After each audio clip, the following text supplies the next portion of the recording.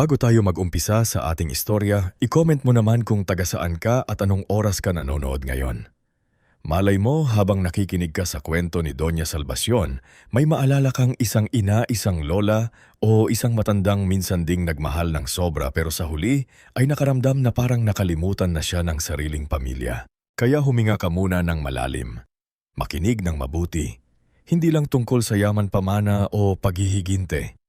Ito ay tungkol sa isang inang buong buhay na nagbigay. Hanggang sa isang araw siya naman ang itinaboy sa sariling tahanan. Sa bayan ng San Esteban may isang malaking bahay na nakatayo sa dulo ng kalsadang may hanay ng matatandang puno ng akasya. Kulay kremang bato ang pader nito. Malalapad ang bintana at may bakurang punong-puno ng santan. Gumamela rasal at mga halamang ilang dekada nang inalagaan ng mga kamay ng isang babae. Ang bahay na iyon ay pagmamay-ari ni Doña Salvacion Madriga o mas kilala sa bayan bilang Doña Sally. Noong kabataan niya, hindi siya ipinanganak na mayaman. Sa katunayan, ang unang alaala niya ng hirap ay ang paglalakad ng nakapa sa putikan pasan ng bilw na suman na ibinebenta niya sa palengke. Anak siya ng magsasaka at labandera. Maaga siyang natutong magbilang ng barya, magtipid ng kanin at ngumiti sa mga taong tumatawad kahit halos wala na siyang kitain. Doon niya nakilala si Ernesto Madriga, isang tahimik na binatang marunong mag-ayos ng lambat at magsulat ng maayos na resibo kahit hindi nakapagtapos ng koleeryo. Sally. Madalas sabihin noon ni Ernesto habang tinutulungan siyang mag-ayos ng paninda. Balang araw hindi ka na maglalakad sa init para lang makapagbenta. Ikaw na ang pupuntahan ng mga tao. Ngumingiti lang no si Salvacion. Huwag kang puro pangarap, Ernesto. Ang pangarap kailangan hinahaluan ng pawis. At totoo nga pinaghalo nila ang pangarap at pawis. Mula sa maliit na pwesto ng kakanin, nakapag-ipon sila para bumili ng ilang palay isdaan. Sumunod ang maliit na palayan pagkatapos ay 2 tindahan sa bayan. Hindi sila naging mayaman sa isang gabi. Dumaan sila sa bagyo, utang na luging ani at halos pagkaubos ng puhunan. Pero kahit ilang beses silang napadapa, laging bumabangon si Salvacion. Siya ang babae sa likod ng bawat resibo, bawat pakikipag-usap sa supplier, bawat trabahador na hindi niya pinayagang umuwi ng walang dalang pagkain. Kaya nang tuluyang lumago ang kabuhayan ng mag-asawang Madriaga, hindi nakapagtaka na kinilala sila sa bayan. Ngunit kahit tinatawag na siyang Donya, nanatiling simple si Salvacion. Hindi siya mahilig sa alahas. Mas masaya siya kapag nakikita niyang malulusog ang halaman sa hardin, busog ang mga trabahador at kumpleto ang pamilya sa hapag. May 3 silang anak ni Ernesto. Si Dalmaso ang panganay na lalaki, si Veridiana ang kaisa-isang babae at si Loreto ang bunso. Noong maliliit pa sila, mahal na mahal niya si Salvacion. Si Dalmaso ang dalas niyang buhatin kapag natatakot sa kulog. Si Veridiana ang sinusuklay niya tuwing umaga bago pumasok sa paaralan. Si Loreto naman ang batang laging kapit sa saya niya. Umiiyak kapag aalis siya papuntang palengke. Mama, huwag ka nang umalis. Minsang sabi ni Loreto noong 6 na taon pa lang ito. Lumuhod si Salvacion at hinaplos ang pinsi ng bunso. Kailangan ni Mama magtrabaho, anak, para may baon kayo. Para may magandang kinabukasan kayo. Paglaki ko, ako naman ang mag-aalaga. Sao, sagot ni Loreto. Matagal na pinanghawakan ni Salvacion ang pangakong iyon. Ngunit may mga pangakong nag-iiba habang lumalaki ang taong bumibitaw nito. Habang nag-aanak ang mga anak, unti-unti ring nagbago ang ugali nila. Si Dalmaso na dating mahiyain at mabait natutong magyabang nang makapag-aral sa Maynila. Kapag umuuwi siya, lagi niyang sinasabing maliit ang San Esteban at hindi bagay sa kanya. Si Veridiana naman ay natutong ikahiya ang simpleng pinanggulan ng pamilya. Pinapalitan niya ang tono ng boses kapag may kausap na mayaman at pilit niyang binubura sa kwento ang mga taon na nagtinda ng kakanin ng kanyang ina. Si Loreto, ang dating bunso na malambing, ay lumaking sunod-sunuran sa kung sino ang mas malakas ang boses sa bahay. Nang mapangasawahan niya si Marga, lalong lumayo ang loob nito kay Salvacion. Hindi agad iyon napansin ni Doña Sally. O baka napansin niya pero pinili niyang huwag paniwalaan. Para sa isang ina, mahirap tanggapin na ang mga anak na minsan mong pinakain gamit ang huling subo mo ay kaya palang tingnan na parang abala. Nang mapanawan si Ernesto dahil sa sakit sa puso doon, nagsimulang lumamig ang malaking bahay. Hindi na kasingay ng dati ang hapag. Hindi na nagtatagal sa sala ang mga anak. Kadalasan kanya-kanya silang lakad. pulong bisita at lakad na may kinalaman sa pera. Naiwan si Salvacion sa malawak na tahanan. Punong-puno ng gamit ngunit kulang na kulang sa lambing. Tuwing umaga bumabangon pa rin siya ng maaga. Kahit nanghihina na ang nuhod niya, dinidiligan pa rin niya ang mga halamang nag-aantay sa kanyang eselding. Doon niya unang napansin si Amiel Bagtas, ang bagong hardinero na pumalit sa kanyang matandang ata na si Mang Roberto. Si Amiel ay binatang payat ngunit matipno. Kayong manggi may tahimik na muka at mga matang sanay sa hirap pero hindi matigas. Anak siya ni Mang Roberto at Aling Natividad, mga taong matagal lang naglingkod sa pamilyang Madriga. Hindi nakapagtapos ng kolegyo si Amiel dahil inuna niyang alagaan ang ina na nagkasakit sa baga. Ngunit kahit hindi siya nakapag-aral ng mataas, marunong siyang makiramdam, marunong magreseto at higit sa lahat hindi siya tumitingin sa tao batay sa yaman. Isang umaga nakita niyang nahihirapan si Salvacion na buhatin ang pandilig. "Ako na po, Doña Sally," magang sabi. Umiling ang matanda. "Kaya ko pa, Amiel. Hindi porke matandaan na ako wala na akong silbi." Hindi agad sumagot si Amiel. Kinuha lang niya ang isa pang pandilig at tahimik na sumabay sa kanya. "Hindi ko naman po sinabing wala na kayong silbi. Ang sabi ko lang po hindi ninyo kailangang buhatin lahat mag-isa." Napatingin sa kanya si Salvacion. Sa simpleng pangungusap na iyon, may kung anong kirot na gumalaw sa dibdib niya. Matagal na rin mula nang may magsabi sa kanya na hindi niya kailangan dalhin ang lahat. Mula noon, naging madalas ang maikling usapan nila sa hardin. Kapag nakikita ni Amiel na nakalimutan ng kusina ang almusal ni Salvacion, palihim siyang nag-iiwan ng tinapay at mainit na salaba sa maliit na mesa sa beranda. Kapag naririnig niyang inuubo ang matanda, tinatawag niya si Manang Iska, ang matandang kasambahay na natitira sa mansyon. Kapag may sira ang gripo, siya ang nag-aayos kahit lampas na sa trabaho niya. "Hindi mo kailangang gawin lahat yan." Minsan sabi ni Salvacion. Ngumiti si Amiel habang pinupunasan ng kamay na puno ng lupa. "Kung buhay pa po ang nanay ng tatay ko, gusto ko rin pong may gumawa niyan para sa kanya." Hindi alam ni Salvacion kung bakit pero sa bawat araw na lumilipas, mas madalas niyang maramdaman ang pag-aalaga mula sa hardinerong hindi niya kadugo kaysa sa mga anak na ipinanganak niya mismo. Sa loob ng bahay, nagiging mas lantad naman ang pagkailang sa kanya ng pamilya. Isang tanghagi bumaba si Salvacion para sana makisabay kumain. Naabutan niya sina Dalmacio Veridiana Loreto at Marga na nag-uusap tungkol sa planong gawing boutique resort ang isang bahagi ng kanilang palayan. "Hindi pwede." Mahina mulit malinaw na sabi ni Salvacion. Buhay pa ang mga magsasakang umaasa sa lupang iyon. Napabuntong hininga si Dalmacio. "Manegosyo ito. Hindi na uso ang puro awa. Hindi awa ang tawag doon," sagot ni Salvacion. "Utang na loob, sila ang tumulong sa atin noong nagsisimula pa lang tayo." Umirap si Veridiana habang inaayos ang mamahaling kwintas. "Ma-please, huwag na nating gawing drama ang lahat, ibang panahon na ngayon." Hindi na nagsalita si Salvacion. Naupo na lamang siya sa dulo ng mesa, ngunit napansin niyang walang nakahan plato para sa kanya. Tinawag niya si Manang Iska, pero bago pa ito makalapit nagsalita si Marga. "Ay ma, akala po namin sa kwarto na kayo kakain. Baka mahirapan po kayo dito." Ang dami naming pinag-uusapan. Ngumiti si Salvacion pero ramdam niya ang bigat sa lalamunan. "Sarili ko pa rin itong bahay, hindi ba nagkatinginan sila?" Walang sumagot. Mula noon, mas madalas na siyang pinapakain sa kwarto. Sa una dahilan nila ay para raw hindi siya mapagod. Pagkatapos para raw hindi siya maingayan. Hanggang sa kalaunan hindi na sila gumagawa ng dahilan. Basta hindi na lang siya kasama. Ang dati niyang maluwang na silid na may bintanang tanaw ang hardin ay ipinaayos ni Veridiana para maging guest room ng mga bisitang galing Maynila. Inilipat si Salvacion sa dating silid ng katulong sa likod ng kusina. "Mas malapit po kayo sa banyo roon, ma," sabi ni Loreto. Pilit na nakangiti. Tiningnan siya ni Salvacion ng matagal. "Iyan ba talaga ang dahilan, anak?" Hindi nakasagot si Loreto. Si Marga ang sumabat. "Naku ma, huwag naman kayong sensitibo. Iniisip lang namin ang convenience ninyo." Sa gabing iyon, tahimik na inayos ni Salvacion ang ilang damit sa maliit na aparador. Habang hinahawakan niya ang lumang litrato ni Ernesto, naningilid ang luha niya. "Ernesto, bulong niya. Ganito ba talaga kapag wala ka na? Ako na lang ba ang nakakaal? Paano natin binuo ang pamilyang ito?"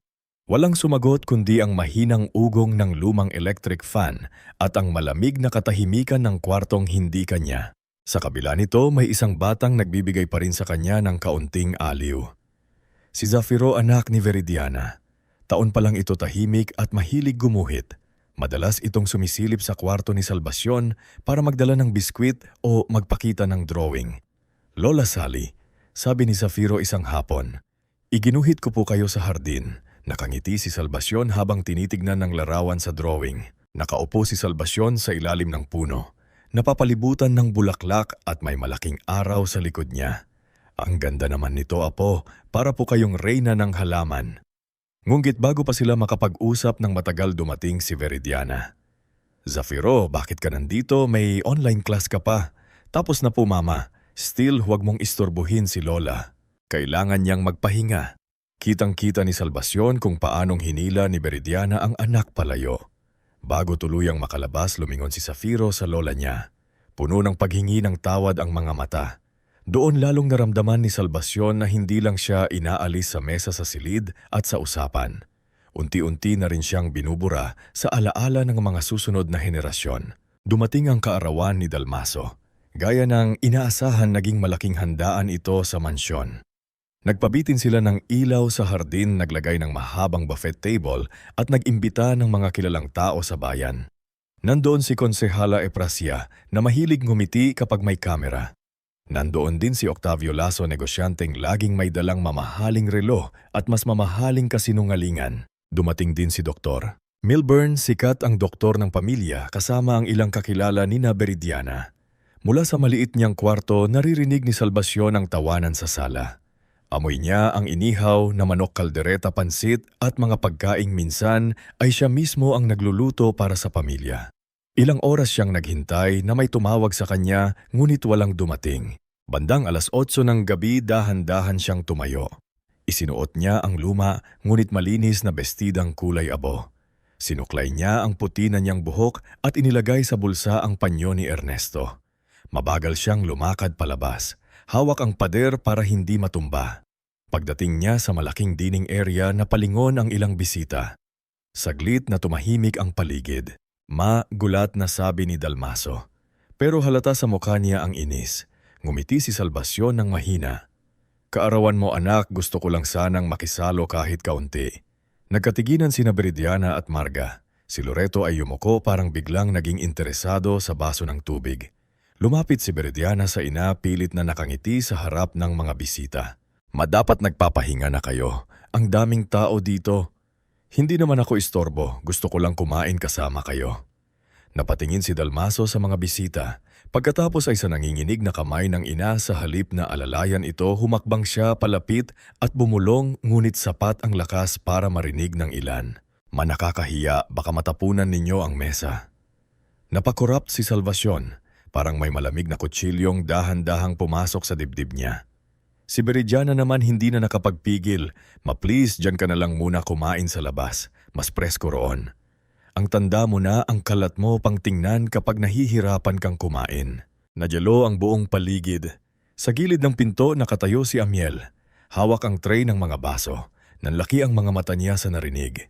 Gusto niyang magsalita, ngunit alam niyang isang hardinero lang siya sa bahay na iyon.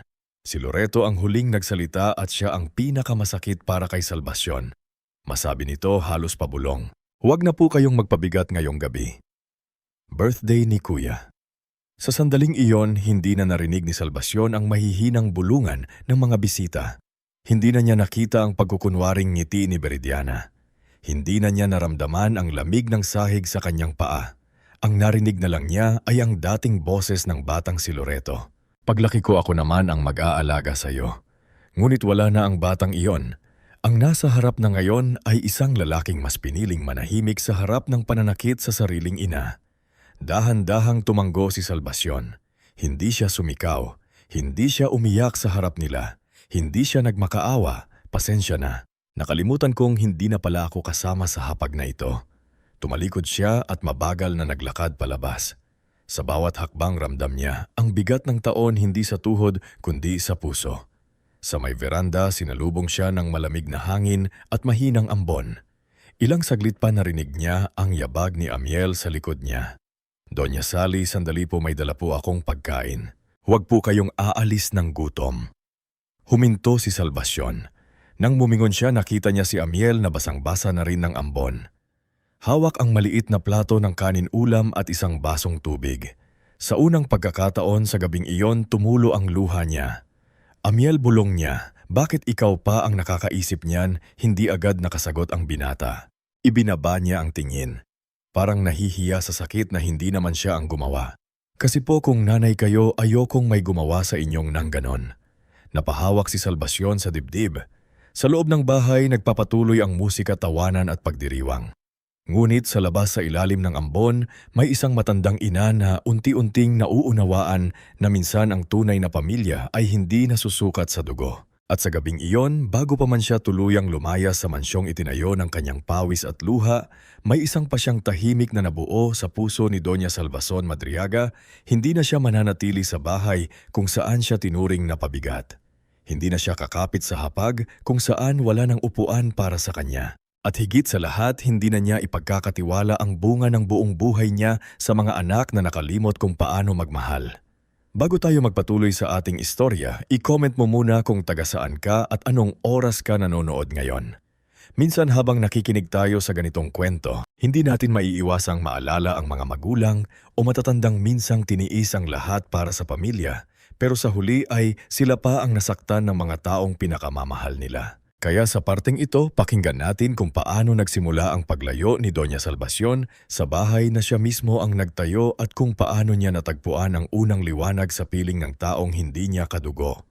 Nakatayo pa rin si Doña Salvacion sa beranda ng gabing iyon. Hawak ang panyo ni Ernesto at pinipigilan ang sariling tuluyang humagulgol. Sa loob ng mansyon, nagpapatuloy ang lugtog ng live band na inarkila ni Dalmasio para sa kanyang kaarawan.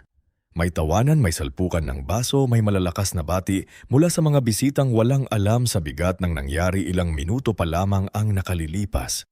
Ngunit sa labas sa ilalim ng manipis na ambon, tila huminto ang mundo ni Salvacion. Sa harap niya ay si Amiel Bagtas, hawak ang maliit na plato ng pagkain at basong tubig. Basang-basa na ang balikat ng binata dahil hindi na niya naisip kumuha ng payong. Ang mahalaga lang sa kanya ay hindi umalis ang matandang gutom.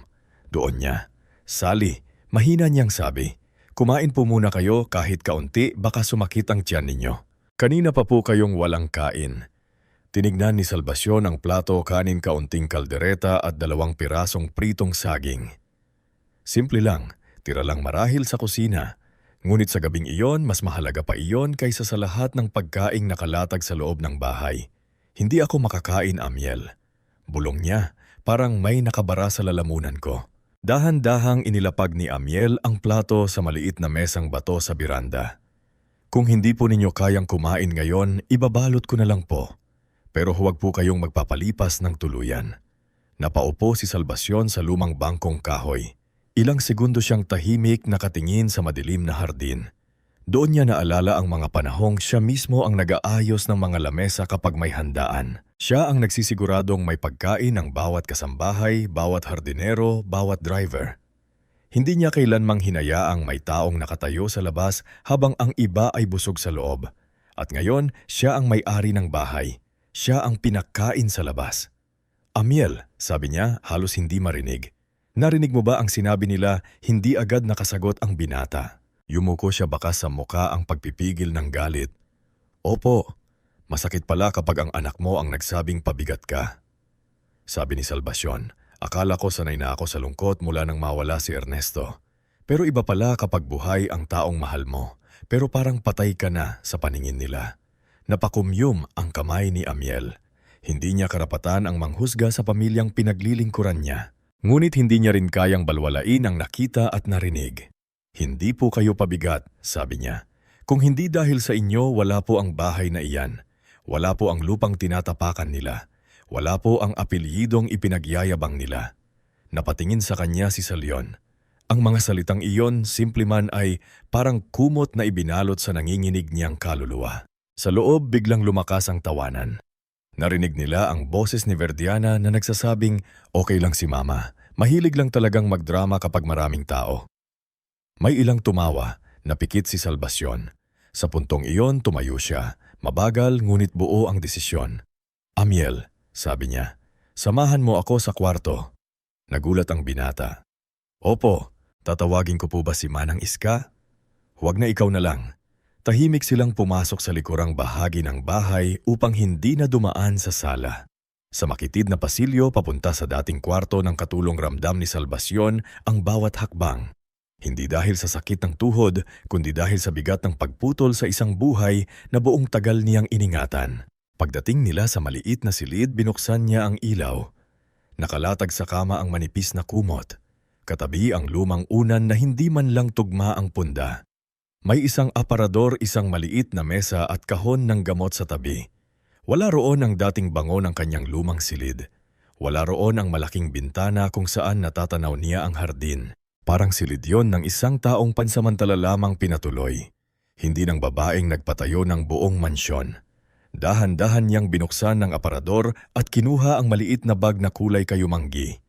Inilagay niya roon ang ilang damit, gamot, lumang rosaryo, passbook at larawan ni Ernesto. Sa ilalim ng lumang kahon ng alahas, kinuha niya ang isang makapal na sobre na may lamang mahahalagang dokumento. Napansin iyon ni Amiel ngunit hindi siya nagtanong. Doña Sally maingat niyang sabi, "Saan po kayo pupunta?" Huminto sandali si Salvacion. "Hindi ko pa alam basta hindi na ako matutulog dito ngayong gabi." Kinabahan si Amiel. "Gabi na po, umuulan. Delikado po kayo sa labas. Mas delikado ako dito, Amiel." Sagot niya. Hindi sa katawan, sa puso. Hindi na nakapagsalita ang binata habang inaayos ni Salvacion ang bag. Biglang bumukas ang pinto. Si Manang Iska yon. Namumula ang mata, halatang umiiyak. "Donya," nanginginig ang boses nito. "Narinig ko po ang nangyari. Pasensya na po hindi ko kayo agad napuntahan. Pinapabalik po kasi ako ni Ma'am Marga sa kusina." Lumapit si Salvacion at hinawakan ng kamay ng matandang kasambahay. "Wala kang kasalanan, Iska. Hindi po kayo dapat umalis." Umiiyak na sabi ni Manang Iska, "Kayo po ang may-ari ng bahay na ito." Napangiti ng mapait si Salvacion.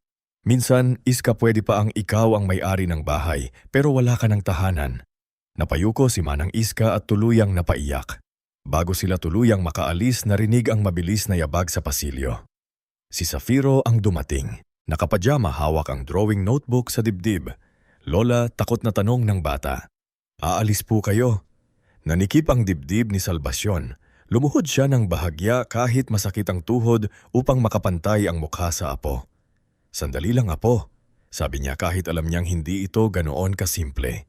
"Kasalanan po ba namin?" umiiyak na tanong ni Zafiro. "Narinig ko po si Mama. Hindi ko po gusto ang sinabi niya." Hinaplos ni Salvacion ang buhok ng apo. "Hindi mo kasalanan ang kasalanan ng matatanda, Zafiro. Tandaan mo yan at huwag mong hahayaang luhakikang malamig ang puso." "Pwede po ba akong sumama?" napikit si Salvacion.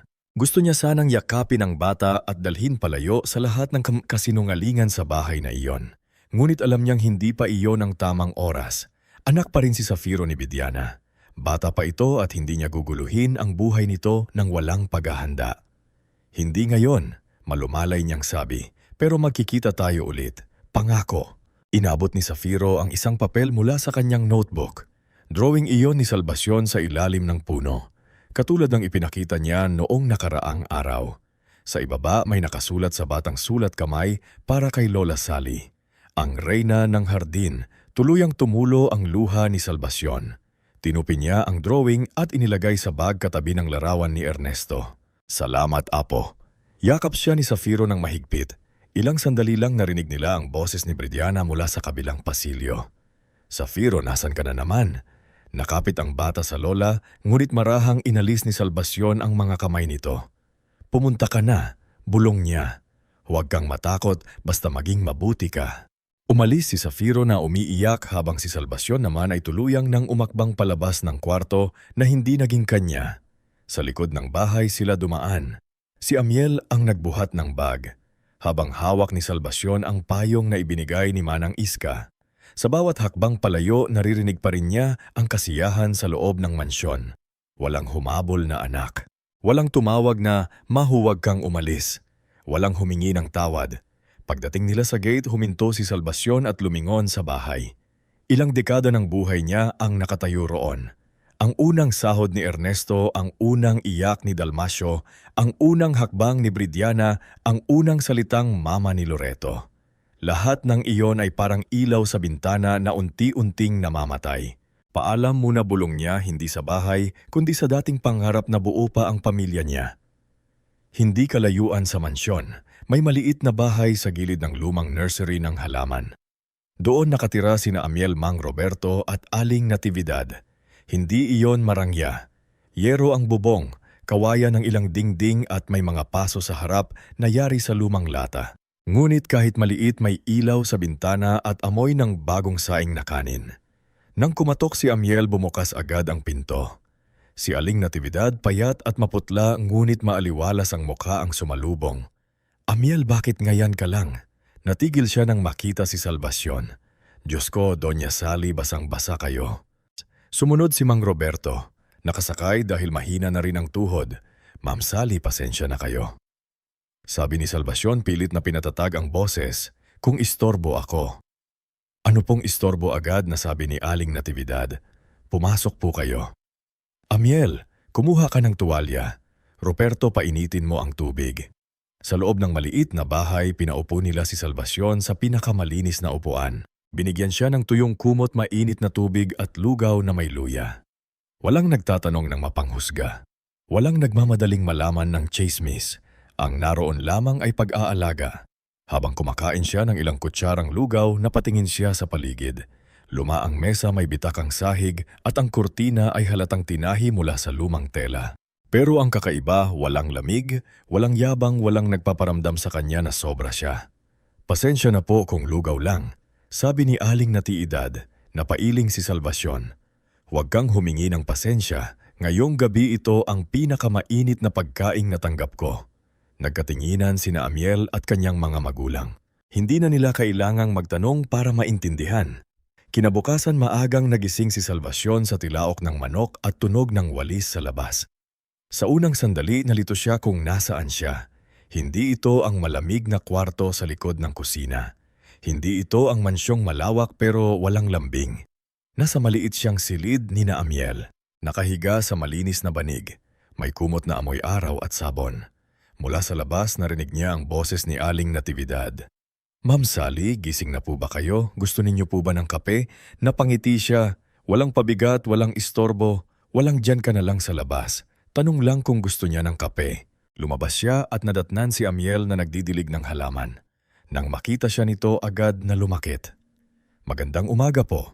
Kumusta po ang tulog ninyo? Mahimbing sagot ni Salvacion at nagulat siya sa sarili dahil totoo yun. Matagal na akong hindi nakatulog ng ganon. Inabot ni Aling Natividad ang tasa ng kape. Dito po muna kayo hanggang gusto ninyo. Maliit lang ang bahay pero hindi po kayo mag-iisa. Doon muling nanikip ang dibdib ni Salvacion. Pero sa pagkakataong iyon, hindi dahil sa sakit, dahil sa pasasalamat. Samantala sa mansyon tanghalian nang mapansin ni Dalmio at Veridiana na wala si Salvacion sa kwarto. Nung una, inakala nilang nasa hardin lang. Ngunggit nang sabihin ni Manang Iska na umalis na ito kagabi, nagkagulo ang magkakapatid. Anong umalis? Sigaw ni Dalmaso. Bakit Manang nagsabi sa akin, tinignan siya ni Manang Iska. Nanginginig man, ngunit matapang ang mata. Hindi naman po kayo nagtanong, sir. Bastos ka na rin singhal ni Veridiana. Dumating si Marga. Hawak ang cellphone. Naku, masama ito. Kapag nalaman ng mga tao na umalis si Mama tayo, ang lalabas na masama. Hindi siya magtatagal sa labas, sabi ni Loreto. Pilit na pinapakalma ang sarili. Babalik din iyon. Hindi niya kayang mabuhay nang walang doktor gamot at katulong. Ngunit hindi iyon ang tunay na ikinababahala ni Dalmasio. Agad siyang pumasok sa dating silid ni Salvacion at hinalungkat en aparador. Nang hindi niya makita ang lumang kahon ng dokumento, namutla siya. Nasa kanya ang ibang titulo, sabi ni Dalmaso. Napalingon si Veridiana. Ano ang passbook, ang lumang papeles? Wala rito. Biglang nagbago ang mukha ni Marga. Kailangan natin siyang mabalik bago pa siya makagawa ng kung ano. Kinahapunan nakipagkita sina Dalmaso, Veridiana, Loreto at Marga kay Attorney Silvino Priego sa isang pribadong kwarto ng restaurant ni Octavio Lasso. Si Attorney Silvino ay kilala sa bayan bilang abogadong magaling magsalita, ngunit mas kilala ng ilan bilang taong kayang pagandahin ang maruming intensyon kung tama ang bayad.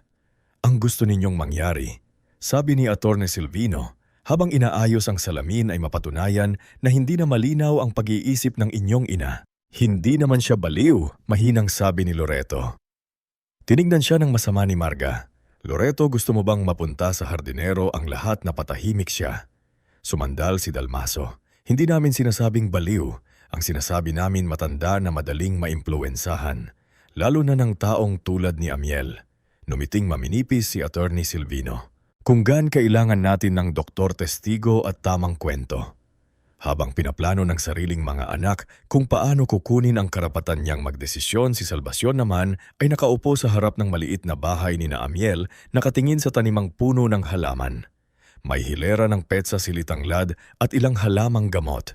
Sa gilid may mga paso ng bougainvillea at rosal na halatang inaalagaan ng mabuti. Ikaw lahat ang nagtanim nito, tanong niya kay Amiel. Opo, sagot ng binata. Pangarap ko po sanang palakihin ito kahit maliit na nursery lang para may trabaho sina nanay at tatay na hindi mabigat at baka makatulong din sa kapitbahay. May plano ka ba? Napakamot ng ulo si Amiel. Plano lang po sa isip. Wala po akong alam sa negosyo. Sa unang pagkakataon matapos ang mahabang panahon may kislap na bumalik sa mata ni Salvacion. Hindi ito galit. Hindi ito paghihiginti. Ito ay siglang matagal nang natabunan ng lungkot. Kumuha ka ng papel, sabi niya. Nagulat si Amiel po. Kumuha ka ng papel at lapis kung gusto mong palakihin ang nursery, hindi sapat ang sipag. Kailangan marunong kang magbilang magtala at makipag-usap sa tao. Tuturuan kita, napanganga si Amiel. Doña Sally, hindi po ninyo kailangan. Una putol niya bahagyang ngumiti. Huwag mo muna akong tawaging Donya. Sally na lang o kung nahihiya ka na isali. Natigilan ng binata sa likod nila na patingin sina Aling Natividad at Mang Roberto. Kapwa tahimik na naantig na isali ulit ni Amiel. Marahan at puno ng respeto. Tumanggo si Salvacion. Ayan, mas magaan pakinggan. Sa maliit na mesang kahoy habang ang araw ay unti-unting bumababa, nagsimulang magsulat sina Salvacion at Amiel ng mga plano para sa munting taniman. Itinala nila ang mga halamang mabenta sa palengke, ang gastos sa pasulupa, pataba at pamasahe. Tinuruan niya itong huwag mangutang kung hindi malinaw ang balik. Tinuruan niya rin ang negosyo ay hindi lang tubo kundi tiwala. Kapag niloko mo ang unang customer mo, sabi ni Salvacion, maaaring kumita ka sa isang araw. Pero kapag naging tapat ka sa kanila, sila ang babalik sao ng maraming taon. Tahimik na nakikinig si Amiel. Parang batang muling nabigyan ng pagkakataong mag-aral. Hindi alam ni Salvacion kung hanggang saan siya dadalhin ng bagong buhay na ito. Hindi niya pa alam kung gaano kalalim ang planong gagawin ng mga anak niya laban sa kanya. Hindi niya pa alam kung gaano katindi ang susunod na pagsubok. Pero sa gabing iyon, habang kumakain siya sa maliit na hapag, kasama ang pamilyang hindi niya kadugo, isang bagay ang malinaw. Hindi siya bumagsak nang umalis siya sa mansyon. Sa unang pagkakataon, matapos ang maraming taon, nagsimula siyang makabangon. Bago tayo magpatuloy sa ating istorya, i-comment mo muna kung taga saan ka at anong oras ka nanonood ngayon. Sa mga nakikinig ngayon na may magulang lola-lolo o kahit sino mang matandang minsan nang napabayaan ng pamilya, sana habang sinusundan ninyo ang buhay ni Doña Salvacion ay maalala natin ang pagmamahal ay hindi lang nasusukat sa dugo. Minsan ang tunay na ahan ay hindi ang pinakamalaki ang pader, kundi ang lugar kung saan may taong marunong mag-abot ng pagkain. Kinig sa katahimikan at magsabing hindi ka pabigat dito. Matapos ang gabing iniwan ni Doña Salvacion Madria ang sariling mansyon, hindi agad naging madali ang kanyang bagong buhay. Hindi sapat ang isang mainit na lugaw, isang tasa ng kape at isang mabuting salita para mabura ang maraming taong pananakit. May mga umagang nagigising pa rin siya na parang hinahanap ng kataon niya, ang dating silid na may malaking bintana, ang tunog ng mahabang pasilyo at ang amoy ng lumang kahoy sa bahay na itinayo nila ni Ernesto. Ngunit tuwing naaalala niya ang hapag kung saan siya itinaboy ng sariling mga anak, tahimik niyang pinipili na manatili sa maliit na tahanan ni na Amiel. Hindi marangya ang bahay ni Nael kapag umuulan ng malakas. Kailangan nilang lagyan ng palanggana sa isang sulok dahil may tulo ang bubong. Kapag tali ramdam ang init sa dingding na yari sa kahoy at kawayan. Kapag gabi naman, iisa lang ang maliwanag na ilaw sa sala. At kung minsan ay kumikislap pa yon dahil lumana ang kable. Pero sa bawat araw na lumilipas natututuhan ni Salvacion na may mga bagay na hindi kayang ibigay ng marmol na sahig at mamahaling tandelier. Sa bahay na iyon, hindi siya pinakakain ng mag-isa. Kapag oras ng almusal, tinatawag siya ni Aling Natividad. Naisali, halika na po. Mainit pa ang pandesal. Kapag tanghalian, inaalayaan siya ni Mang Roberto papunta sa mesa kahit siya mismo ay may saklay. Dahan-dahan lang po, Ma'am Sally. Hindi naman po nauubos ang kanin. At kapag gabi si Amiel ang palaging huling umuupo hanggat hindi niya natitiyak na nakainom na ng gamot si Salvacion. Minsan mas istrikto ka pa sa doktor ko. Biro minsan ni Salvacion habang iniinom ang gamot. Gumiti si Amiel. Kailangan po baka pagalitan ako ni Mang Ernesto sa panaginip kapag mapabayaan ko kayo. Saglit na natigilan si Salvacion sa pangalan ng yumaong asawa. Ngunit sa halip na masaktan, napangiti siya ng mahina. Matagal na mula nang banggitin ng isang tao si Ernesto ng may respeto at lambing hindi bilang bahagi ng pamana o titulo ng lupa. Sa mga unang linggo, pahinga muna ang ipinilit ni na Amiel sa kanya.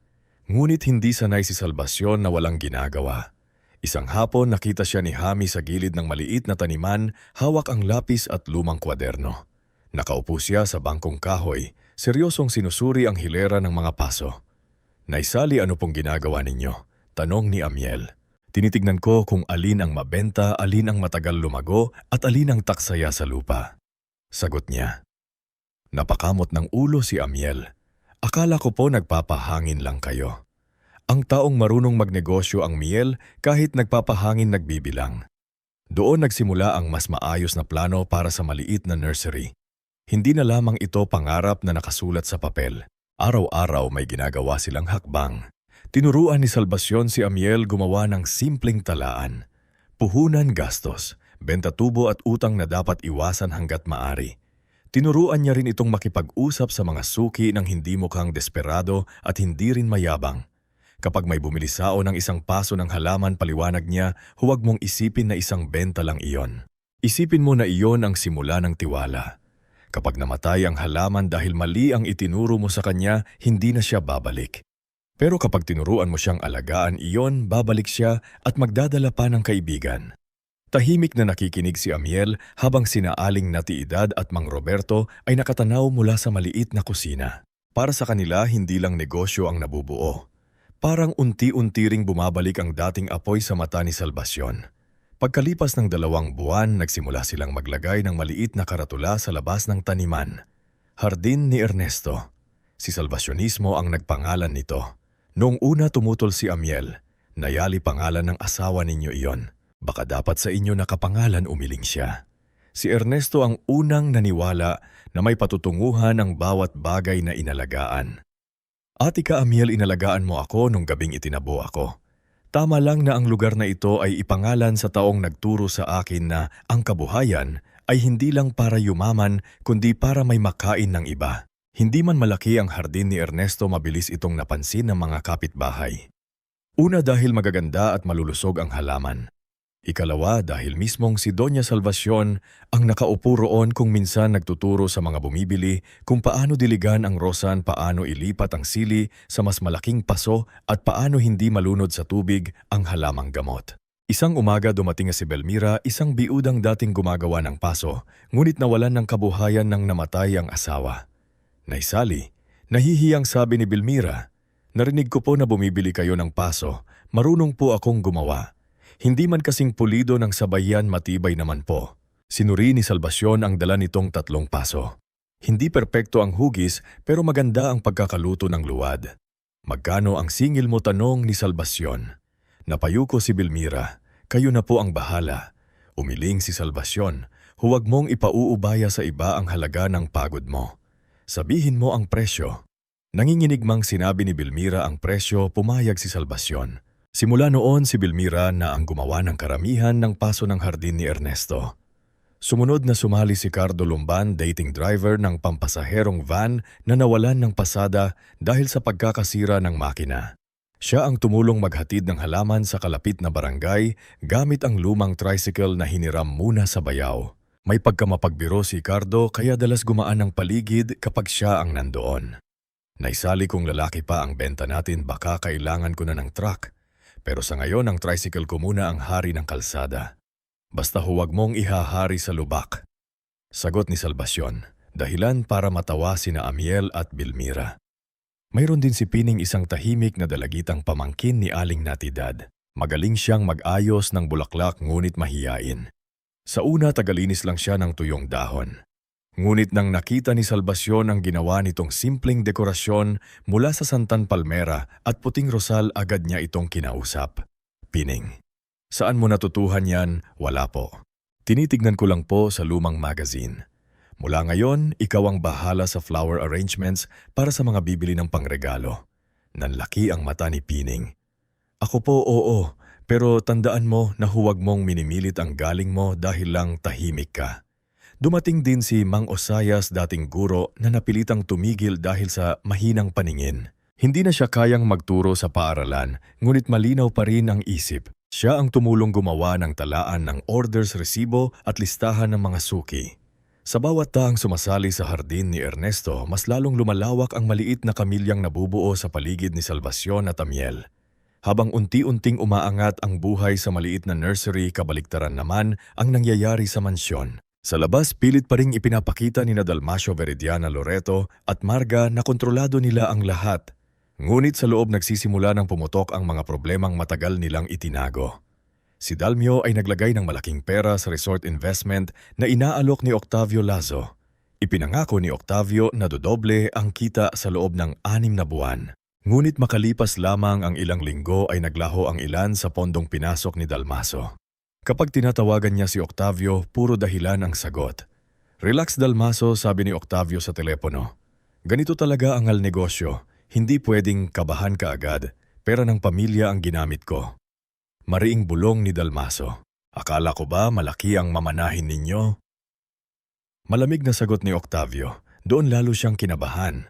Si Veridiana naman ay abala sa charity events na ginagamit niya para maging tanyag sa bayan.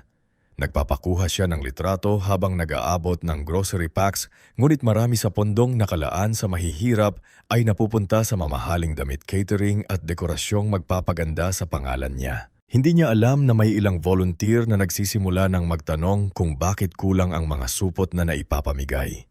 Si Loreto naman ay lalong nagiging tahimik. Alam niyang mali ang nangyari sa kanilang ina, ngunit hindi niya kayang labanan si Marga. Madalas siyang nakaupo sa study room, hawak ang baso ng kape, nakatingin sa lumang family portrait kung saan bata pa sila at nakatayo sa likod nila sina Salvacion at Ernesto. Tumigil ka nga sa kakatingin dyan. Minsan sabi ni Marga, walang mangyayari sa konsyensya mo. Ang isipin mo kapag nakuha ni Amiel ang loob ng nanay mo, tayo ang mawawalan. Hindi nanay si Amiel, sagot ni Loreto. Hindi dugo ang usapan dito, singal ni Marga. Papeles ang usapan, ari-arian. Kung hindi tayo kikilos, isang araw gigising tayo na hardinero na ang nakaupo sa bahay na ito.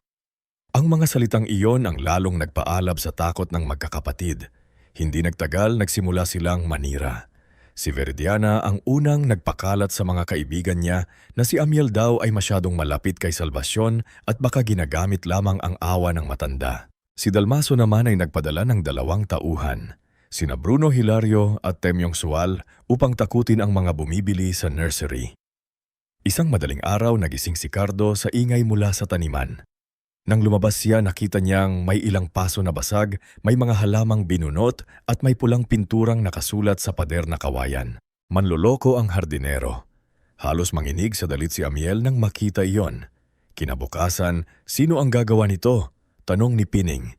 Umiiyak habang pinupulot ang nabaling sangang rosal. Hindi agad sumagot si Salvacion. Tiningnan niya ang nakasulat.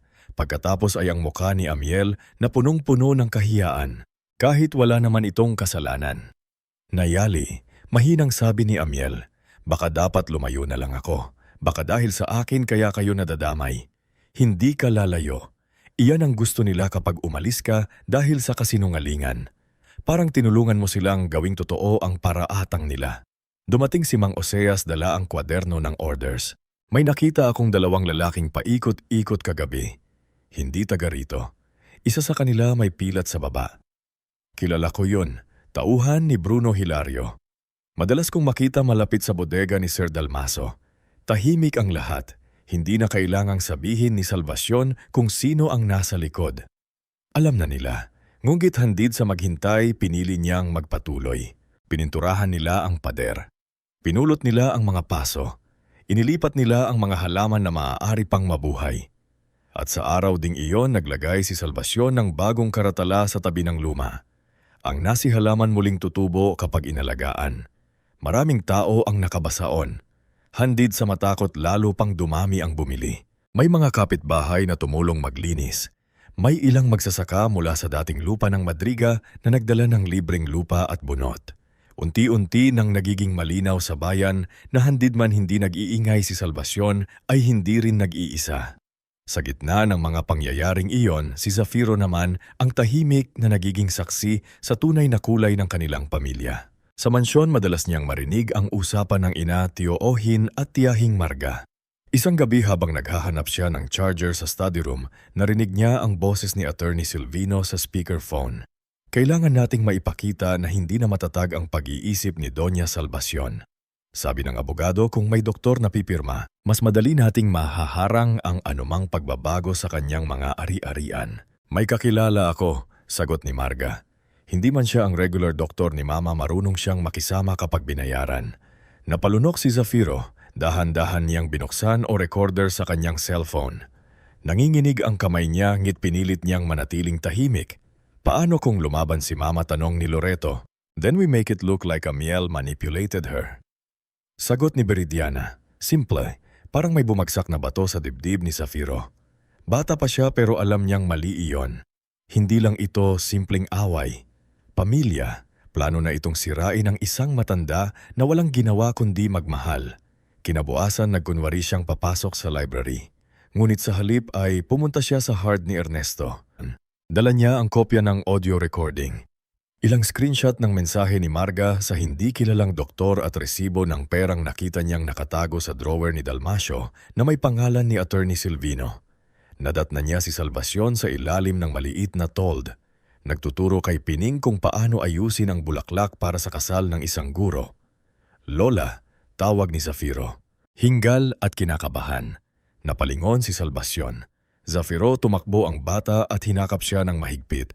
Ilang buwan na rin mula nung huli silang magyakap ng ganoon. Anong nangyari? Tanong ni Salvacion agad na nag-alala. Umiiyak na inilabas ni Zafiro ang cellphone at mga papel. Lola, huwag po kayong babalik sa bahay. May plano po sila. Gusto po nilang palabasin na hindi na kayo marunong magdesisyon. Gusto po nilang sisihin si Kuya Amiel. Natigilan ng lahat. Si Amiel na may hawak ng paso ay dahan-dahang napaupo. Si Mang Osas ay lumapit at maingat na kinuha ang mga papel. Si Cardo ay napamura ng mahina ngunit agad nagsorry kay Salvacion. Matagal na tinitiga ni Salvacion ang mga ebidensyang dala ng apo. Hindi siya nagulat gaya ng inaasahan. Marahil dahil may bahagi ng puso niyang matagal nang naghahanda sa ganitong katotohanan. Ngunit kahit handa ang isip, masakit pa rin ang sugat kapag sariling mga anak ang may hawak ng patalim. Lola, higbi ni Zafiro, sorry po. Sorry po kayo sa kanila. Hinawahan ni Salvacion ang mukha ng apo at pinunasan ang luha nito. Huwag kang hihingi ng tawad sa kasalanang hindi mo ginawa, sabi niya. Ang mahalaga, pinili mong magsabi ng totoo. Matatakot po ba kayo saglit na tumingin si Salvacion kay Amiel? Pagkatapos ay sa hardin ni Ernesto sa mga halamang muling tumubo sa mga taong nabigyan ng trabaho sa maliit na tahan ng nabuo mula sa malasakit. Hindi na, mahinanong niyang sagot, matagal akong natakot na mawala ang pamilya ko. Pero ngayon, nakikita ko na ang mas nakakatakot pala ay ang manatili sa tabi ng mga taong matagal ka nang itinapon. Lumapit si Amiel. Nay Sally, ano po ang gagawin natin? Huminga ng malalim si Salvacion. Sa unang pagkakataon, hindi na siya mukhang matandang itinaboy. Ang tindig niya ay muling naging tulad ng babaeng minsang nagtayo ng kabuhayan mula sa putik at pawis. Maghahanda tayo, sabi niya, hindi para gumanti, kundi para protektahan ang totoo. At habang hinahaplos ng hangin ang mga dahon sa paligid, malinaw sa lahat na ang hard ni Ernesto ay hindi na lamang taniman. Ito na ang bagong tahanan ni Salvacion. Ang lugar kung saan natututo siyang muling tumayo, hindi bilang donya na may ari-arian kundi bilang inang sa wakas ay natutong piliin ang sarili. Bago tayo magpatuloy sa ating istorya, i-comment mo muna kung taga saan ka at anong oras ka nanonood ngayon. Sa parteng ito, mas lalalim ang bigat ng kwento dahil makikita natin na may mga sugat na hindi basta naghihilom dahil lang lumipas ang panahon. May mga anak na kahit nasa harap na ang katotohanan ay pinipili pa ring ipaglaban ang kayamanan kaysa yakapin ng magulang. Pero may mga taong katulad ni Doña Salvacion na kahit matanda na kahit nasaktan na ay marunong pa ring tumayo ng tahimik, matatag at may dignidad. Noong gabing iyon matapos umalis ang karamihan sa tumutulong sa nursery, naiwan sina Salvacion, Amiel, Mang Roberto, Aling Natividad, Zafiro at Mang Osias sa maliit na sala. Nasa mesa ang cellphone ni Zafiro kung saan nakasave ang recording ng usapan ni Dalmacio Veridiana, Loreto Marga at Attorney Silvino Priego. Katabi nito ay ilang screenshot resibo at kopya ng mensahe na nagpapakitang may tangkang bayaran ng isang doktor para palabasing na hindi na marunong magdesisyon si Salvacion. Tahimik ang lahat. Si Zafiro ay nakaupo sa tabi ng lola niya. Hawak ng laylayan ng sariling damit. Halatang takot pa rin. Kahit matapang niyang dinala ang ebidensya, bata pa rin siya. Alam niyang kapag nalaman ng ina niyang si Veridiana ang ginawa niya, malaking gulo ang haharapin niya. Hinaplos ni Salvacion ang likod ng kamay ng apo. Zafiro, malumanay niyang sabi, "Mula ngayon, hindi kita hahayaang mapahamak dahil sa katotohanan. Pero kailangan mong maging maingat. Hindi galit ang gagamitin natin. Batas, tiwala at ebidensya." "Lola," nanginginig ang tinig ni Zafiro. "Galit po ba kayo kay mama?" Matagal na tumingin si Salvacion sa batang apo. Sa tanong na iyon, bumalik sa kanya ang lahat. Ang gabing itinaboy siya sa hapag. Ang paglilipat sa kanya sa dating silid ng katulong, ang malamig na tingin ng mga anak. At ngayon ang planong gawing wala sa tamang isip ang sarili nilang ina para lang makuha ang ari-arian. "Galit ako sa ginawa nila," sagot niya. "Pero mas masakit kaysa galit ang nararamdaman ko. Ang galit minsan lumalamig, pero ang sakit ng ina na itinaboy ng anak mahirap pangalanan." Napayuko si Zafiro at tuluyang napaiyak.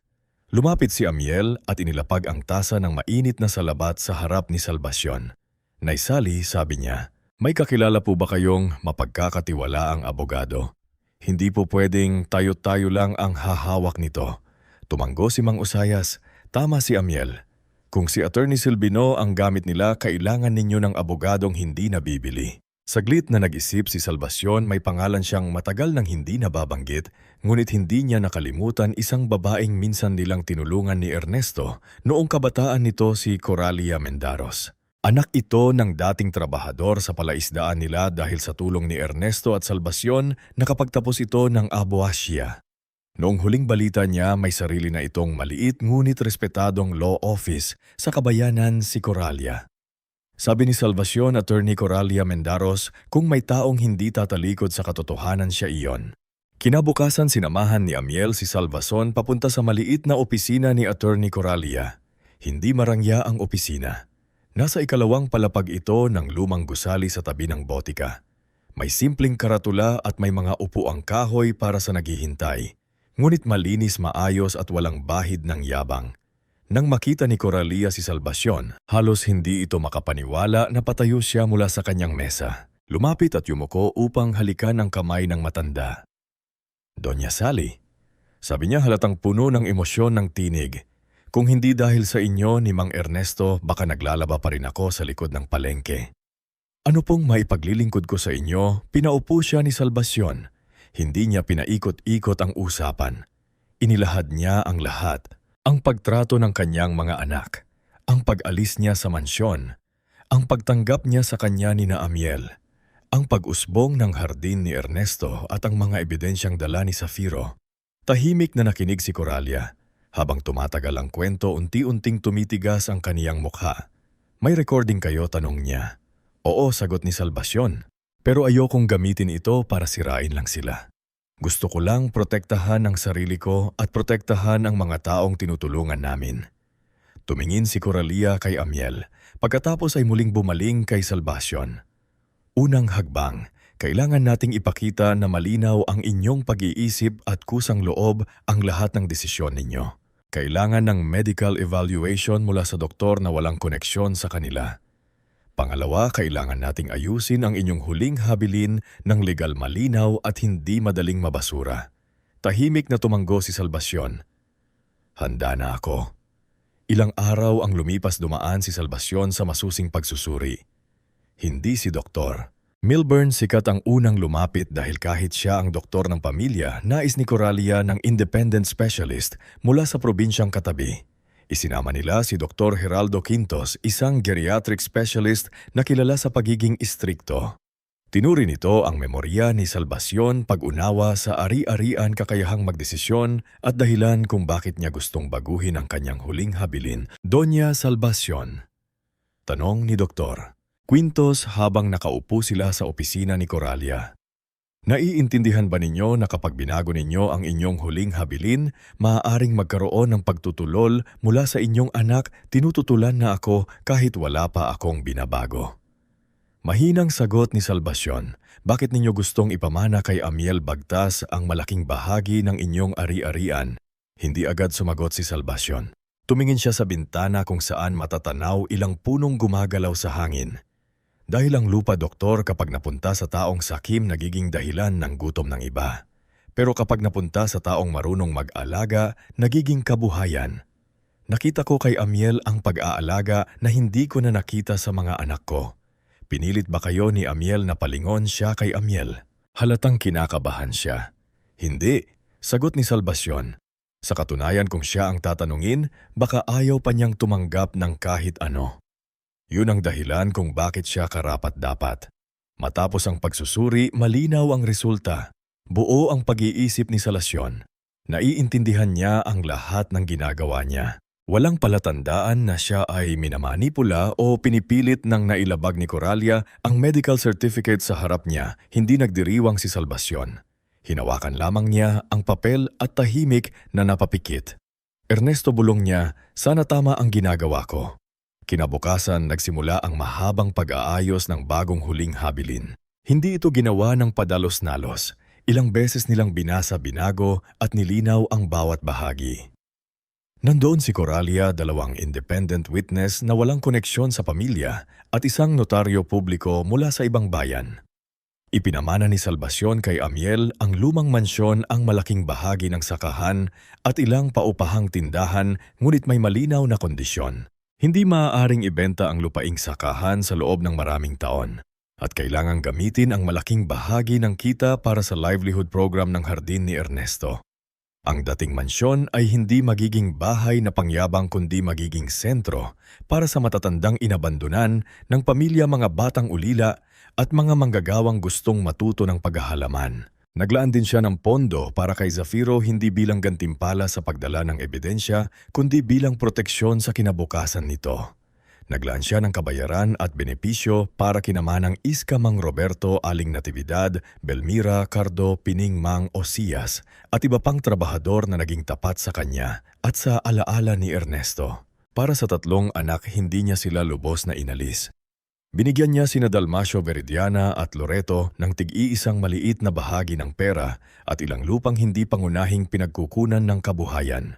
Sapat iyon para makapagsimula muli kung gugustuhin nilang magbago, ngunit hindi sapat para muling maghari-harian, manira o ibenta ang pinaghirapan ng kanilang mga magulang. Habang pinipirmahan niya ang dokumento, nanginginig ng kaunti ang kamay ni Salvacion. Hindi dahil sa pag-aalinlangan, matanda na talaga ang katawan niya, ngunit malinaw ang titig niya. Sigurado po kayo, tanong ni Coralia bago ang huling pirma. Tumanggo si Salvacion. Matagal akong naging ina sa mga anak na hindi marunong magpasalamat. Ngayon gusto kong maging ina sa mga taong marunong magmahal kahit walang hinihining kapalit. Pinirmahan niya ang huling pahina. Sa kabilang dako, hindi nagtagal at nakarating kina Dalmaso ang balita na may inaasikaso si Salvacion sa opisina ni Attorney Coralia.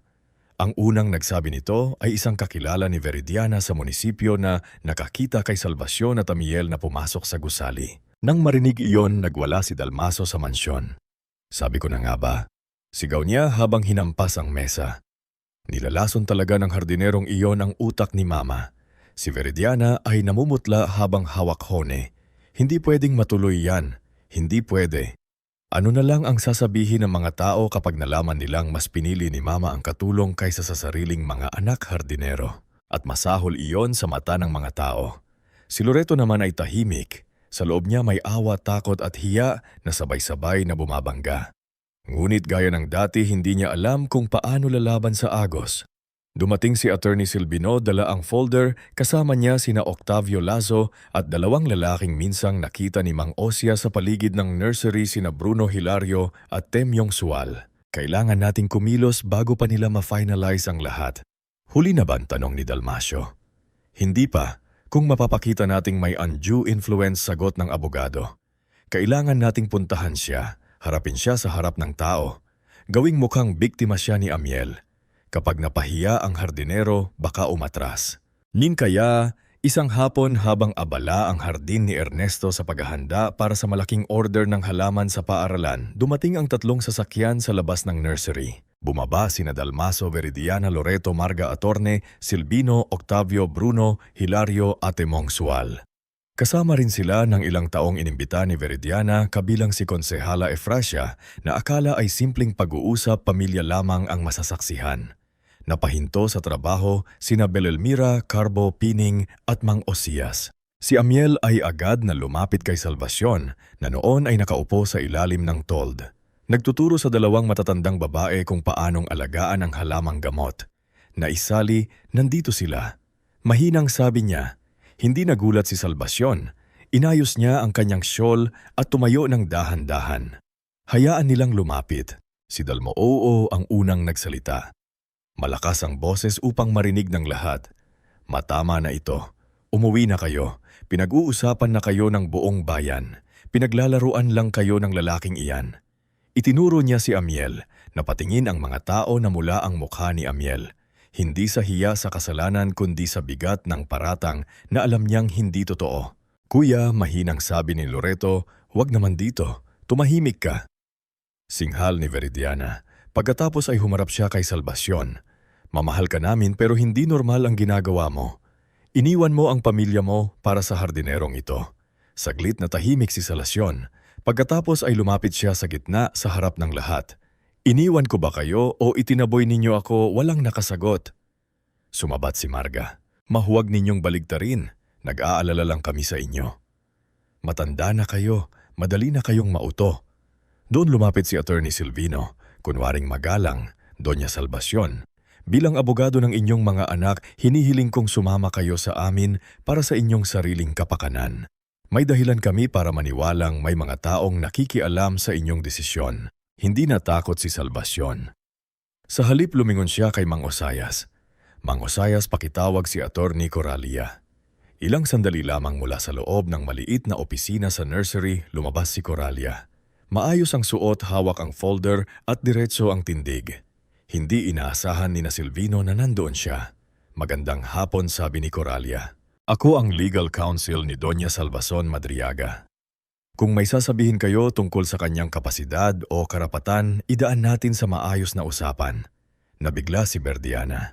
Bakit kailangan may abogado rito? Dahil may mga anak na kailangang paalalahanan na hindi nila pag-aari ang ina nila. Matatag na sagot ni Coralia. May ilang taong napabulong. Inilabas ni Coralia ang medical certificate ni Dr. Geraldo Quintos. Ipinaliwanag niya na si Salvacion ay sumailalim sa maayos at independent na pagsusuri at malinaw ang resulta. Buo ang kanyang isip at may kakayahang magdesisyon tungkol sa sarili at ari-arian na mula si Dalmaso. Bayad yan. Kung may ebidensya kayo, ihain ninyo sa korte. Sagot ni Coralia. Pero bago kayo magparatang baka gusto ninyong marinig ang ebidensyang mayroon kami. Nanlamig ang mukha ni Marga. Tumingin si Salvacion kay Zafiro na nakatayo sa likod ni Aling Natividad. Takot ang bata ngunit tumanggo ito sa lola. Hindi na kailangang ilabas ang buong recording sa harap ng lahat, ngunit sapat na ang ilang bahaging pinatugtog ni Coralia. Ang boses ni Marga tungkol sa doktor na maaaring bayaran. Ang boses ni Attorney Silvino tungkol sa pagpapakitang mahina ang isip ni Salvacion at ang boses ni Veridiana na nagsasabing isisisi kay Amiel ang lahat. Natahimik ang buong hardin ni Ernesto. Si Konsehala Efia ay napaatras. Halatang ayaw madamay. Si Octavio ay umiwas lang tingin. Si Bruno at Temyong ay tila gustong umalis ngunit hinarang ni Cardo sa daan. Hindi ko kayo ipinaiya, sabi ni Salvacion. Nakatingin sa kanyang mga anak, kayo ang gumawa niyan sa sarili ninyo. Ma, sa unang pagkakataon, nabasag ang boses ni Loreto, ngunit hindi pa tapos si Salvacion. Inalagaan ko kayo nung wala kayong kayang gawin kundi umiyak. Pinakain ko kayo bago ko pakainin ang sarili ko. Ipinagtanggol ko kayo kahit minsan mali na kayo. Pero dumating ang araw na ako ang nanginangan. At ang sinabi ninyo sa akin ay pabigat ako. Napayo si Loreto. Si Dalmaso ay nanatiling matigas ang panga. Si Berana ay umiiyak ngunit mas dahil sa hiya kaysa pagsisisi.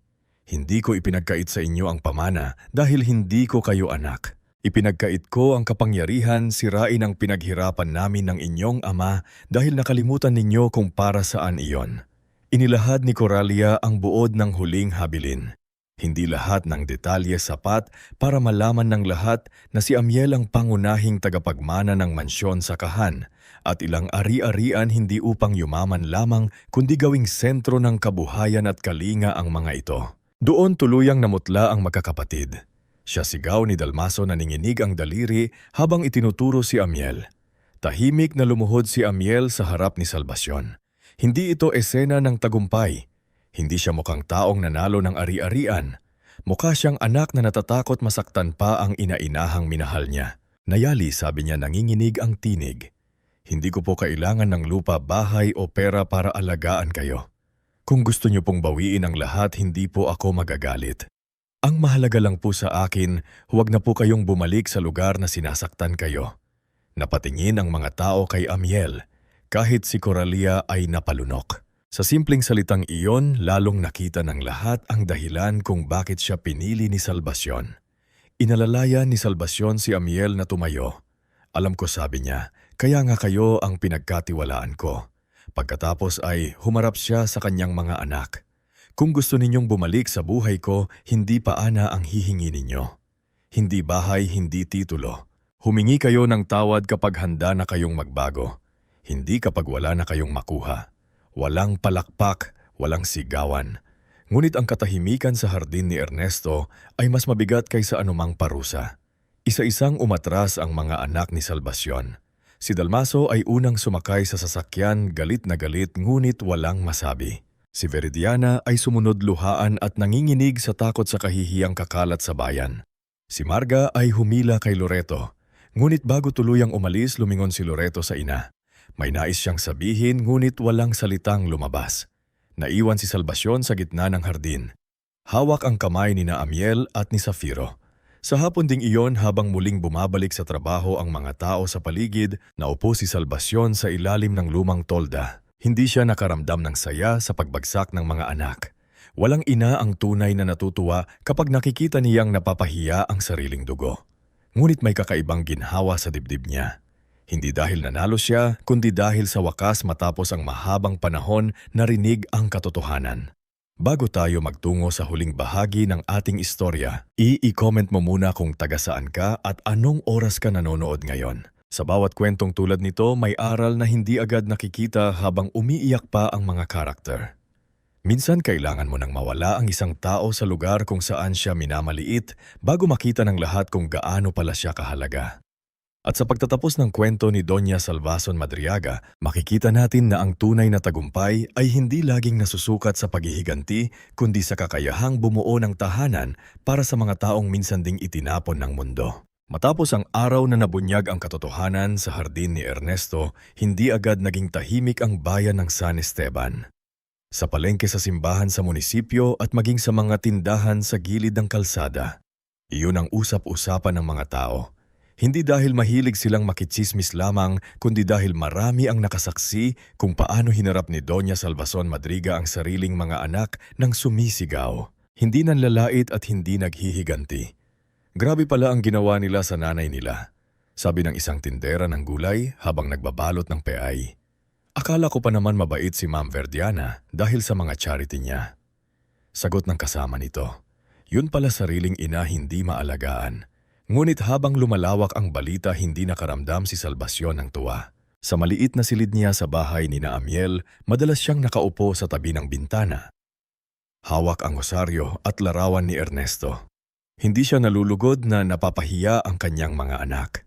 Kahit gaano kasakit ang ginawa ni Dalmo Veridiana at Loreto, nanatili pa rin silang mga batang minsan niyang pinatulog sa kanyang dibdib, pinakain sa sariling kamay at pinagdarasal sa bawat unos. Isang gabi nadatnan siya ni Amiel na tahimik na umiiyak.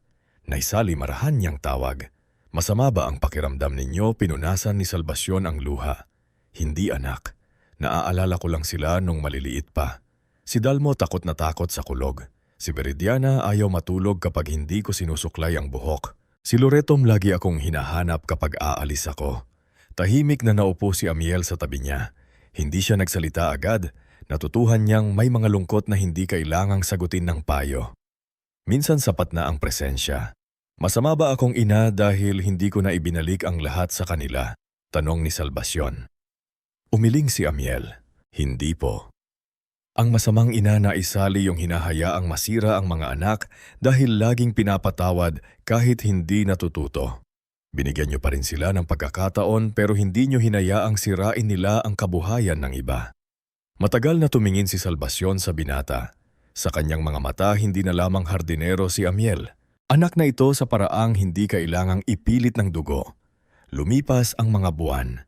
Sa tulong ni Attorney Coralia Mendaros unti-unting inayos ang paglilipat ng pamamahala sa ilang ari-arian. Hindi ito naging madali.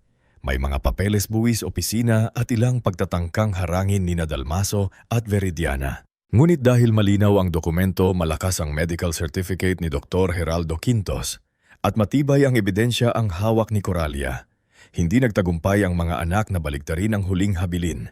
Ang pinakamalaking pagbabago ay nang tuluyang buksan ang lumang mansyon bilang bagong bahagi ng pangarap ni Salvacion. Hindi na iyon naging bahay na puno ng mamahaling kurtina kristal na chandelier at hapag na may upuang pinagdadamutan. Sa tulong ni Amiel, Mang Osias Belmira Cardo Pining, Aling Natividad, Mang Roberto Manang Iska at ilang mabubuting kapitbahay, unti-unting ginawang tahanan ni Salvacion. Tinanggal ang ilang mamahaling dekorasyong walang silbi at pinalitan ng simpleng kama, maaliwalas na kurtina at malilinis na mesa. Ang dating silid ni Veridiana na dati ay puno ng branded na damit at pabango ay ginawang silid para sa matatandang babaeng walang nag-aalaga. Ang dating entertainment room ni Dalmasio ay ginawang silid-aralan kung saan nagtuturo si Mangas sa mga batang hindi kayang magbayad ng tutor. Ang dating garahe naman ay ginawang storage ng lupa, pasupataba at mga gamit sa pag-ahalaman. Isang araw habang iniikot ni Salvacion ang inayos na mansyon, napahinto siya sa dating dining area. Naroon pa rin ang mahabang mesa ngunit iba na ang anyo nito. Hindi na ito hapag ng pangmata. Nasa paligid nito ang matatanda, mga ulila trabahador at volunteers. May mainit na lugaw, gulay pritong isda at prutas. Walang pinapaupo sa labas. Walang pinapahiya dahil nanginginig ang kamay. Walang tinatawag na pabigat. Lumapit si Amiel sa kanya. Nayali, okay lang po ba kayo? Napangiti si Salvacion habang pinagmamasdan ang mga taong kumakain. Dati dito ako itinaboy, sabi niya. Ngayon dito nakakakain ang mga itinaboy ng iba. Sa araw na opisyal na binuksan ang tahanan ni Salvacion, dumating ang maraming tao. Nandoon si Konsehala Efrasia na hindi nakasingay tulad noon. Nandoon si Dr. Emburne, sikat na tahimik na nag-alok ng libreng check-up minsan sa isang buwan. Dumating din ang ilang magsasaka mula sa dating lupa ng Madriaga, dala ang mga gulay bilang pasasalamat. Si Belmira ang namahala sa mga paso at halamang dekorasyon sa paligid. Si Pining ang nag-ayos ng mga bulaklak sa altar ng maliit na prayer room. Si Cardo naman ang walang tigil sa pagbubuhat ng sako ng bigas at paghahatid ng mga bisita gamit ang tricycle niyang ngayon ay may nakapintang pangalang Hardin ni Ernesto Delivery. Naisali sigaw ni Cardo habang bumababa mula sa tricycle. Kung nakikita lang ako ng dati kong amo baka hindi siya maniwalang may uniporma na ako. Basta huwag mong yayabangan ang tricycle mo, biro ni Salvacion. Nagtawanan ang mga nasa paligid. Sa unang pagkakataon matapos ang matagal na panahon ng mansyon ay napuno ng tunog ng buhay, hindi ng yabang. Ngunit sa kabilang banda bumagsak ang mundong pinanghahawakan ng kanyang mga anak. Si Dalmaso dahil sa maling investment kay Octavio Lazo ay nalubog sa utang. Nang maglaho si Octavio matapos makuha ang malaking pera, napilitan siyang ibenta ang ilan sa mga mamahaling gamit na dati niyang ipinagyayabang. Hindi na siya tinatanggap ng dati niyang mga kaibigang negosyante dahil kumalat ang balitang ginamit niya ang pangalan ng ina para makahiram ng pera. Sa huli, napasok siya bilang simpleng accounting assistant sa isang maliit na kumpanya sa katabing bayan. Sa unang linggo niya roon, halos hindi niya matiis na may boss na mas bata sa kanya. Ngunit kailangan niyang lunukin ang pride niya dahil wala na siyang ibang mapagkukunan. Si Veridiana naman ay kinasuhan dahil sa maling paggamit ng pondo sa kanyang charity projects. Hindi siya nakulong dahil naisauli ang ilang halaga at nakipag-areglo sa ilan, ngunit naparusahan siya ng community service. Ang masakit para sa kanya ang community service ay sa palengke at feeding program. Mga lugar na dati niyang pinupuntahan lamang kapag may kamera. Doon niya unang naranasang magbalot ng pagkain ng walang make-up, walang palakpak at walang nagpo-post ng litrato niya. Isang araw habang namimigay siya ng pagkain sa isang matandang babae, nanginginig ang kamay ng matanda at natapon ang kaunting sabaw. Automatikong uminit ang ulo ni Veridiana, ngunit bigla niyang naalala ang gabing sinabihan niya ang sariling ina na makalat itong tignan kapag kumakain. Nanigas siya. Ang matandang babae ay takot na nagsabing, "Pasensya na hiha, pasensya na." Dahan-dahang kinuha ni Veridiana ang basahan at pinunas ang mesa. "Hindi po kayo dapat humingi ng pasensya." Mahinang sabi. At sa unang pagkakataon, hindi palabas ang luha niya. Si Loreto naman ang pinakamatagal na binalot ng katahimikan. Iniwan siya ni Marga nang maubos ang inaasahang mana at nang makita nitong wala na itong makukuhang marang buhay. Isang umaga nagising na lamang si Loreto na wala na ang gamit ni Marga at may iniwang sulat na nagsasabing pagod na itong mabuhay kasama ang taong walang paninindigan. Masakit yun kay Loreto pero alam niyang may katotohanan. Buong buhay niya, hinayaan niya ang mas malakas ang boses ang magdesisyon para sa kanya. Hinayaan niyang saktan ang ina niya dahil takot siyang mawalan ng parte nang mawala ang inaasahang yam sa kanya naranasan ang tunay na kahirapan. Hindi kawalan ng pera, kundi kawalan ng respeto sa sarili. Si Zafiro naman ang naging tulay sa pagitan ng dating pamilya at bagong tahanan ni Salvacion. Madalas siyang bumisita sa tahanan ni Salvacion tuwing walang pasok. Tinuturuan niya ang batang gumamit ng computer, binabasahan ang mga matatanda at gumuguhit ng mga larawan ng hardin. Hindi pinigilan ni Salvacion ang apo. Sa halip binigyan niya ito ng ligtas na lugar kung saan hindi kailangang pumili ng galit para lang manatiling tapat. Isang hapon dumating si Loreto kasama si Zafiro. Payat siya. Simple ang suot at malayo sa dating lalaking laging nakatago sa likod ng pormal na damit. Hindi siya dumiretso sa opisina. Hindi rin naghahanap kay Amiel. Sa halip tumayo siya sa gitna ng hardin kung saan nakaupo si Salvacion sa lilim ng matandang mangga. Masabi niya basag ang boses. Napatingin si Salvacion. Matagal siyang hindi nagsalita. Lumuhod si Loreto sa lupa. Hindi niya alintana ang putik sa pantalon. "Hindi po ako nandito para humingi ng mana," sabi niya. "Hindi rin po ako nandito para humingi ng bahay. Gusto ko lang po sanang humingi ng tawad. Alam kong huli na. Alam kong hindi sapat ang sorry. Pero kung papayag po kayo, gusto kong matutong maging anak ulit." Natahimik ang buong paligid. Si Amiel na nasa malayo ay hindi lumapit. Alam niyang sandaling iyon ay para kay Salvacion at sa anak nitong minsang nanakit. Tumayo si Salvacion ng dahan-dahan. Lumapit siya kay Loreto at hinawakan ang balikat nito. "Anak," sabi niya, "ang tawad hindi binibigay para bumalik ang dati. Binibigay para magkaroon ng pagkakataong maging tama ang susunod." Umiyak si Loreto na parang batang matagal na nagtago ng takot. Hindi agad ibinalik ni Salvacion ng tiwala.